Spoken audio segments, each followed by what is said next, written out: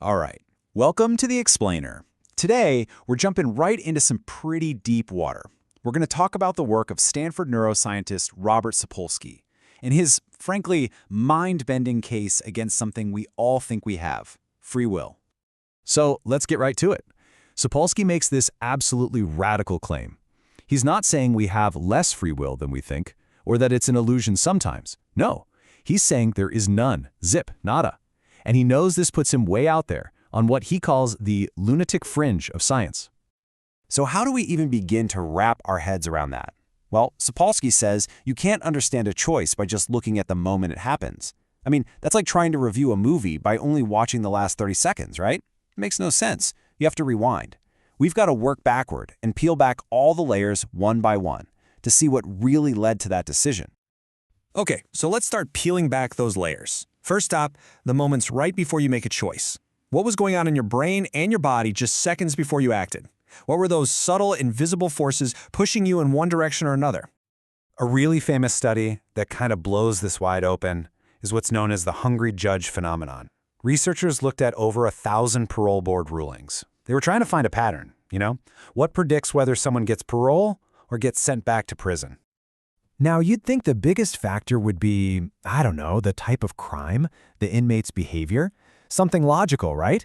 Nope, not even close. The single best predictor was how long it had been since the judge ate lunch. Seriously. Right after a meal, the chance of getting parole was about 60%. But a few hours later, it dropped to almost zero. That's insane. And there's a clear biological reason for this. The part of your brain that does the hard work, the prefrontal cortex, which handles stuff like empathy, complex thought, and doing the harder thing, it burns a ton of energy. When your blood sugar is low, it just doesn't have the fuel. So the brain defaults to the easy, safe answer, which is just no. The judge didn't freely choose to be tougher. Their hungry brain basically made the decision for them. So let's zoom out a bit. We're seeing that our brain state in any given moment matters a lot. But it's not just about what you ate for lunch. It's being constantly shaped and rewired by our hormones, our environment, and our experiences over months, years, even decades. Let's look at another example.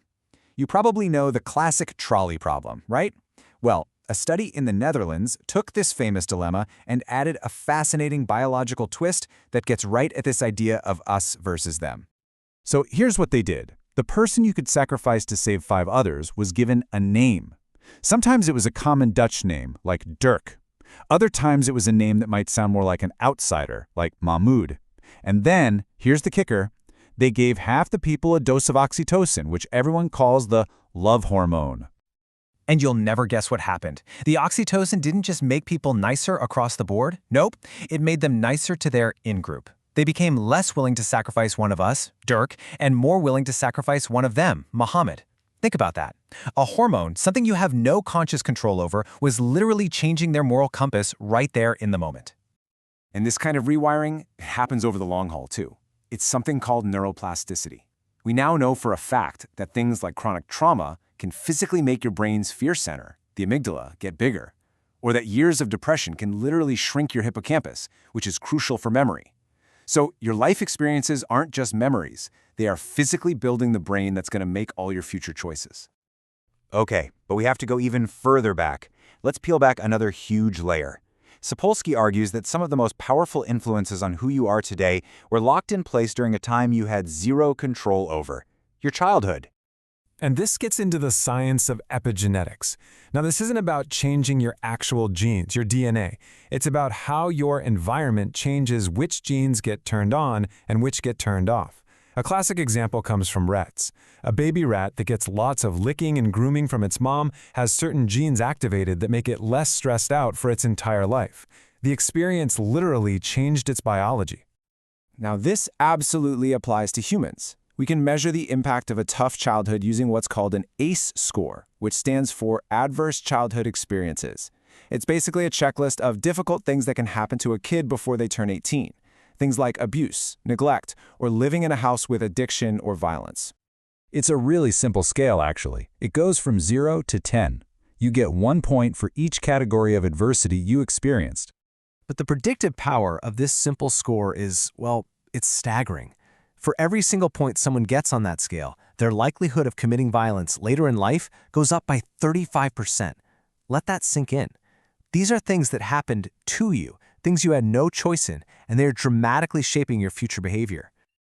Okay, so let's pause and take a breath. If we follow this chain of logic all the way back, if every single choice is just the final domino to fall in a long line of biological and environmental factors that we never chose, what does that even mean for us, for society?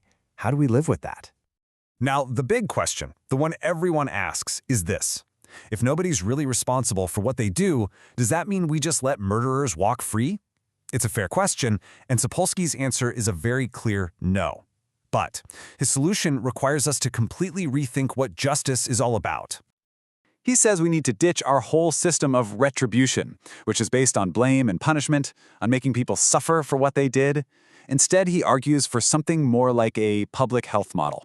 Think of it like a quarantine. If someone is a danger to others, you have to contain them to protect the public. That's just practical. It's the same way you'd keep a kid with a nasty virus home from school.